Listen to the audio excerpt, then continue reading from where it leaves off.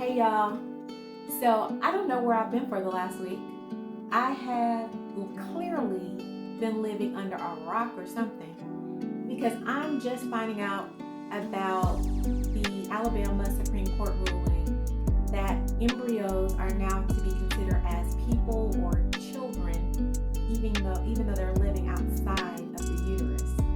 So this all started from looks like a lawsuit that happened tragically. There were 3 couples that lost several embryos between the 3 couples. They lost several embryos because a patient wandered into a section of a fertility specialist office where embryos were kept in some type of cryo type of situation. The patient went and touched the location of the embryos where they were stored. Hand got freezer burned or freeze burned. They dropped where the embryos were being kept, and the embryos, of course, died because they're extremely fragile. So the 3 couples wanted to sue for wrongful death, and the trial court said, no, you can't do that because embryos are not considered to be human or people. They're not considered to be children, so they rejected that, and they went to the Supreme Court. The couples went to the Supreme Court to sue, and the Supreme Court said they are people. So the reason why this is so important is actually a little scary to me, is because now IVF is being paused. Even the transportation of the embryos out of the state. So basically, that means that embryos cannot be destroyed. So when you have IVF, you'll have at many times, most of us don't have like a perfect scenario where all of these eggs are retrieved and then all of them fertilized and are healthy. It can happen, it does happen, but some of us don't have that situation, which is why we're going through IVF. Some of the embryos will inevitably have to be destroyed. And fertility specialists are now very concerned of the ramifications if they have to destroy an embryo. If it's unused or embryos are tested and deemed that they're not suitable to be used as an embryo transfer. So there are fertility specialists that are now saying we will not do embryo transfers, they're afraid of the ramifications of if there's something that goes wrong. There are even transportation companies that are refusing to transport these embryos in the event that something goes wrong. So the people in Alabama who have had IVF already and have embryos sitting, the fertility specialists are like, nope, we're not doing it.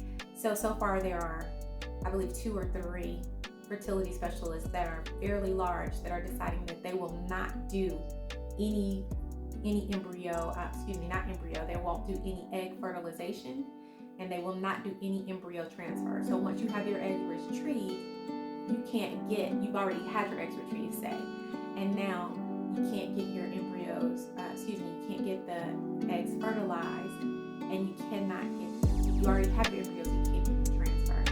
So that's pretty scary. And on top of that, the largest hospital, the University of Alabama Hospital, they're not able to find a transportation company that will move the embryos to another state for those people that are wanting to continue with their fertility journey. This is terrifying,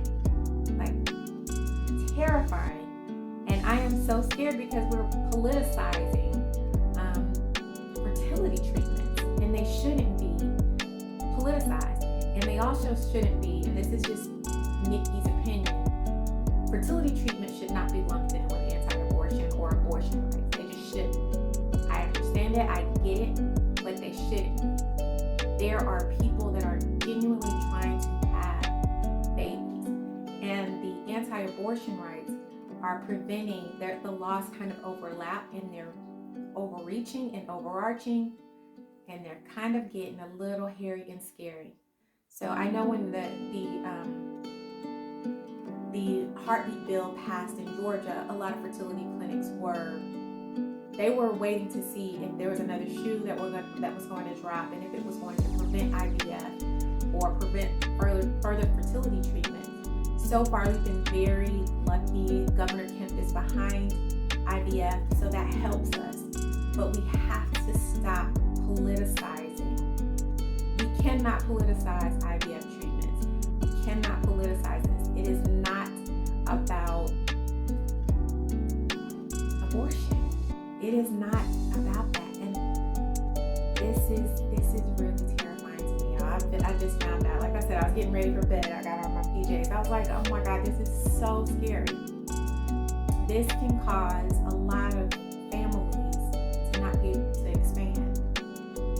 So something has to be done. And I know the Alabama governor is pro-IVF, but this Alabama Supreme Court has pushed us back. All these people in Alabama at this point, what do? You have embryos that you've already created and you can't move them. My pup's down here pushing on me. Or you have a fertility treatment that you already had slated. You were about to start fertility treatments on Monday, and now you can't start. That is so scary, and it's sad. This is already stressful enough for most people, most couples, most women, and then this is an added layer. We have to stop politicizing fertility benefits. This is not a political issue. This is a family issue.